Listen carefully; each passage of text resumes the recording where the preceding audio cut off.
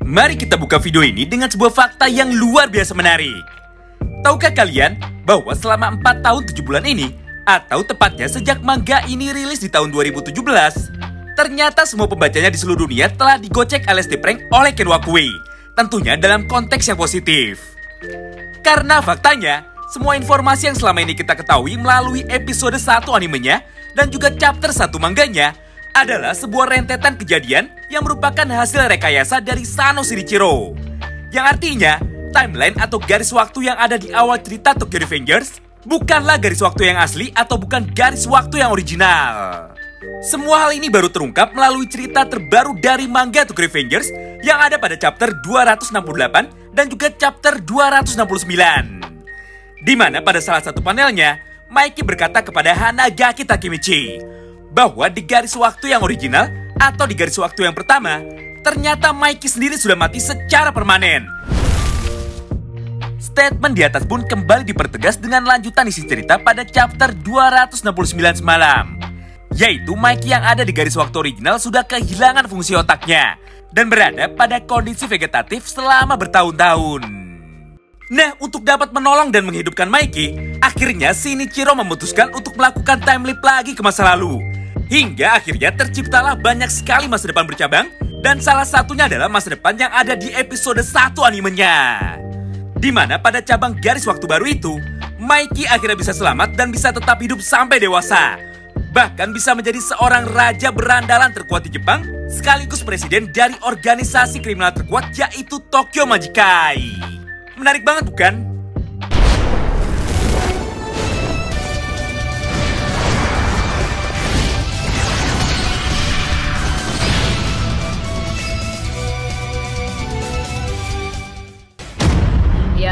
Yare tawa. Halo guys, selamat datang lagi di channel ini bersama gue, Reborn. Buat yang baru gabung, jangan lupa dibantu like dan di subscribe ya. Seperti biasanya, pada video kali ini kami akan kembali menceritakan dan juga menjelaskan mengenai breakdown dari detail-detail kecil yang mungkin saja kita lewatkan, khususnya dari chapter terbaru manga Tokyo Revengers, yaitu chapter 269. Nah, karena pada video kali ini banyak sekali materi penting yang ingin Oji-san bahas, jadi supaya cepat, yuk kita langsung masuk aja ke topik utamanya. Kita mulai dari breakdown yang pertama. Hampir semua halaman manga dari chapter 269 memiliki atau menyimpan banyak sekali rahasia penting yang pasti akan mudah luput dari pandangan jika kita kurang teliti membacanya.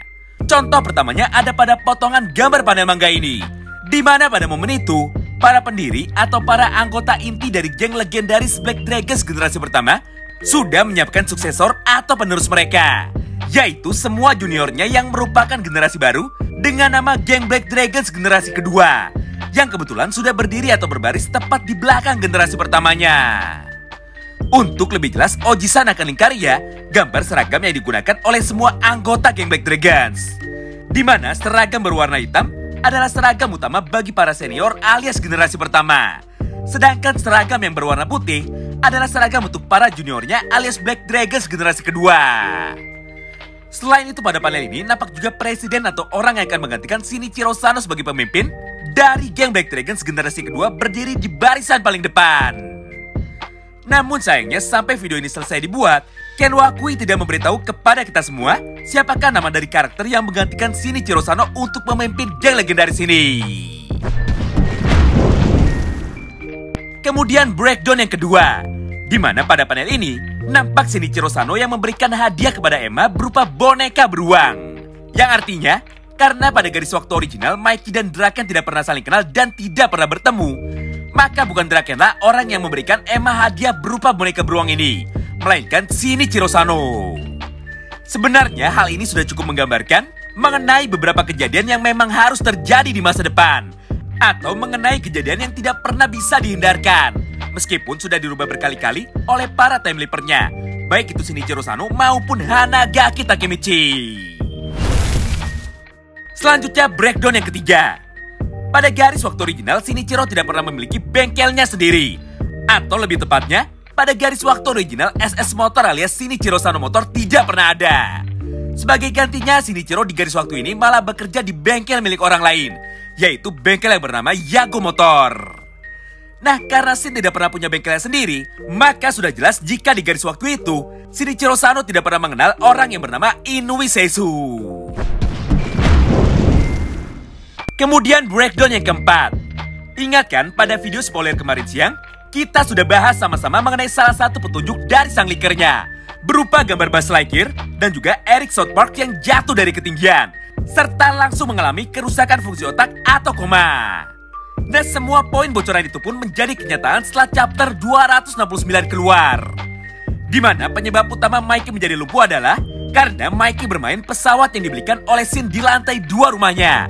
Sebelum pada akhirnya Mikey melompat dan terpleset di tangga, serta langsung jatuh dengan posisi kepala yang lebih dulu membentur ke lantai. Atau sederhananya, fungsi otak Mikey rusak karena Mikey jatuh dari lantai 2. Ya, walaupun nyatanya masih ada yang menganggap bahwa spoiler di hari Selasa itu tidak valid dan Mikey tidak pernah jatuh dari lantai 2. Padahal kami sudah sangat jelas melampirkan sumber bocoran aslinya, ditambah chapter resminya sendiri sudah terbit secara resmi tadi malam. Selanjutnya kita masuk ke breakdown yang kelima. Pada halaman yang sama, terlihat juga Harucho Sanju yang ternyata masih dalam keadaan sehat, alias mulutnya sama sekali tidak dirobek oleh Mikey versi Dark Impulsive. Nah, ini dia poin menariknya. Berdasarkan semua fakta dari breakdown yang kelima ini, maka dapat kita simpulkan bersama-sama bahwa pada garis waktu original mulut dari Sanju tidak pernah dirobek, karena Kawaragi Senju tidak pernah memainkan atau merusak mainan model kit pesawat terbang milik Sano Manjiro. Berdasarkan hal itu, maka bisa saja pada chapter 241 atau pada garis waktu yang telah dirubah, Shinichiro Sano sengaja memindahkan atau menaruh mainan pesawat Mikey ke ruang tamu, supaya Senju bisa meminjamnya diam-diam sebelum pada akhirnya tanpa sengaja dirusak atau dijatuhkan oleh Kawaragi Senju. Nah, jika mainan itu dirusak oleh Senju, maka Mikey tidak akan pernah terjatuh dari lantai 2, dan Mikey tidak akan mengalami kondisi buruk seperti sekarang ini. Bagaimana menurut kalian? Masuk akal banget kan jika hal itu sampai terjadi? Selanjutnya kita masuk ke breakdown yang ke-6, di mana pada panel terakhir ini nampak Shinichiro Sano yang berkata bahwa Mikey sudah berada di kondisi vegetatif seperti itu selama 4 tahun. Yang artinya, pada saat ini Mikey dan Shinichiro Sano sudah berada di tahun 2004, atau tepatnya 1 tahun sebelum Mikey dan Takemichi bertemu di episode pilot animenya. Nah, ada sebuah hal yang menarik di sana, yaitu ternyata Shinichiro Sano bukanlah pemilik kekuatan time leaping atau kekuatan untuk melintasi waktu yang asli. Karena jika memang sejak awal Shinichiro Sano sudah bisa pergi ke masa depan ataupun ke masa lalu, lantas kenapa selama 4 tahun ini Shinichiro Sano tidak pernah berbuat apa-apa dan tidak berusaha untuk kembali ke masa lalu untuk kembali menghidupkan Mikey? Sebenarnya apa yang ditunggu oleh Shinichiro Sano? Dan kepada siapakah Shinichiro Sano akan meminta bantuan pada chapter selanjutnya? Sekarang kita masuk ke breakdown yang ke-7, sekaligus pembahasan terakhir yang ada di video kita kali ini, yaitu mengenai sebuah fakta bahwa ternyata Mikey bukanlah pemimpin atau pendiri asli dari geng Toman. Apalagi selama 4 tahun ini, Mikey sendiri sudah berada dalam kondisi yang sangat memprihatinkan. Intinya, Mikey tidak pernah bertemu dan juga tidak pernah kenal dengan Draken, Mitsuya, Kazutora, Pachin Peihan, dan juga Chifuyu Matsuno. Berdasarkan semua itu, tentu saja kami pun menjadi semakin penasaran. Apakah benar semua pembahasan kita pada beberapa video sebelumnya akan kembali menjadi kenyataan? Khususnya mengenai official art dari Ken Wakui yang menggambarkan kondisi dari Takemichi dan juga Mikey yang bertukar nasib. Di satu sisi, Ken Wakui menggambar Takemichi sebagai presiden dari geng Toman generasi pertama. Namun di sisi lain, Ken Wakui juga menggambar Sano Manjiro yang muncul sebagai anak sekolah biasa, alias bukan seorang berandalan. Sebenarnya masih banyak sekali yang ingin kami bahas dari chapter 269 mengenai siapakah sebenarnya Takemichi di garis waktu yang pertama atau garis waktu original. Oleh karena itu, nantikan terus ya pembahasan lengkapnya pada video selanjutnya. Terima kasih banyak yang sudah simak video ini sampai habis. Salam berkuantam.